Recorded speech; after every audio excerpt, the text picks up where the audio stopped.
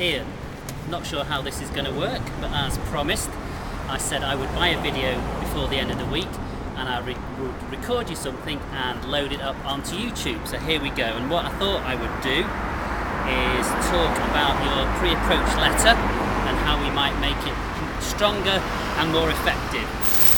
Firstly, the most important part, as we know, is the target. And I think your idea of scanning through publications like Cranes, looking for stories that contain ideal clients for you, is a brilliant way of being extremely targeted, so full marks for that. And I guess it's probably best not to pick an extremely busy high street to try and do a recording on, but hey, never mind. What you'll want to do in your letter is draw reference to the article and certainly sort of praise the individual concerned in some way, just to make that emotional connection.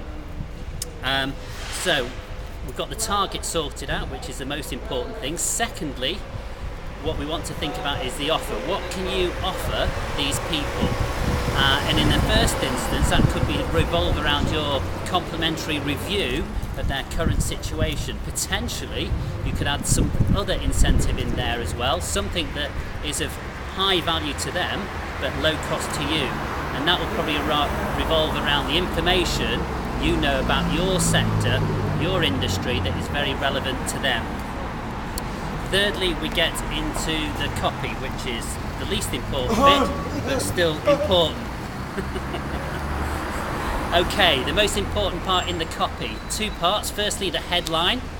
Make it strong and compelling. Make it a statement, not a question. A question invites someone to make a decision. What we want them to do is read on. Some great headline starters include: here's how, here's why, now you can, 7 reasons why, announcing, at last.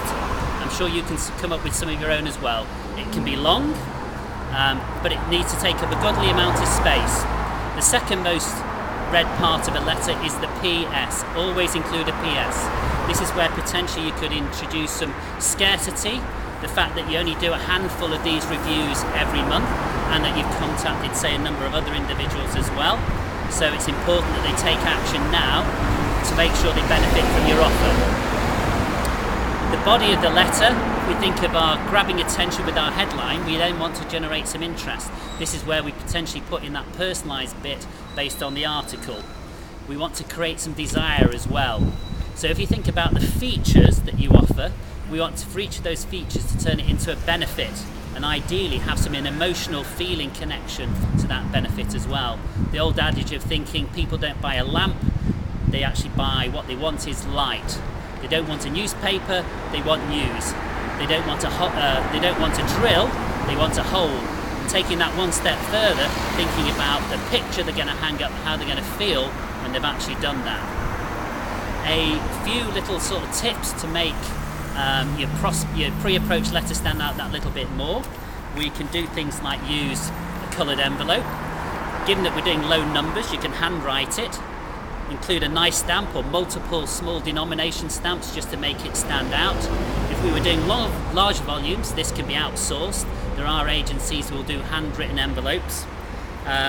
Importantly, the first thing they should see when they open the letter is your branded logo.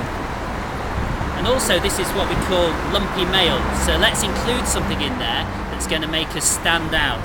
This one I've got here just includes a tea bag, and the headline draws reference to that, just makes it eye-catching. Always include a couple of business cards in there as well.